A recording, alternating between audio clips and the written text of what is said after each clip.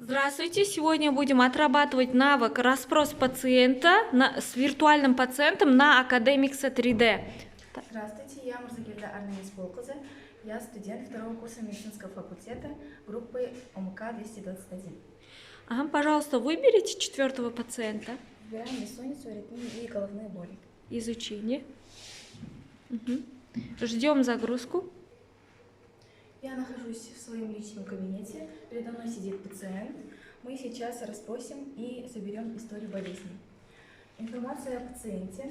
Петрова Мария, 47 лет, пол женский, рост 164 сантиметра, 71 килограмм, индекс массы тела 26,4, ЧСС 75, ЧДД 20, АД 145/85, сатурация 94. Теперь опрос жалобы. Что вас беспокоит?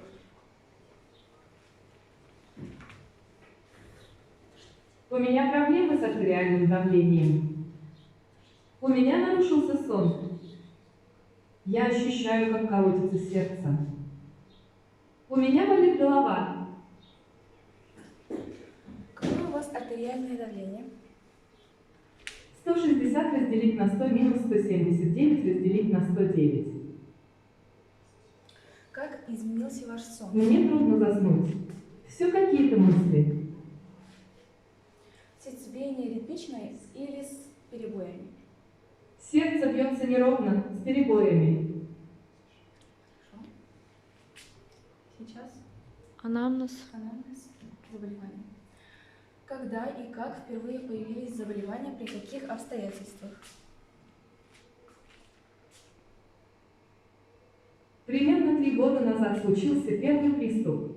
Я даже вызвала скорую помощь, но когда они приехали, то все уже прошло. Они записали ЭКГ, там было все нормально, посоветовали обратиться к ВОК по месту жительства. Принимаете ли вы лекарственные препараты, проводились ли обследования? Также пациентке было сделано 24-часовое холтеровское мониторирование ЭКГ. Теперь заберем анамнез жизни. Есть ли у вас вредные привычки, алкоголь, курение? Нет, не курю и не пью.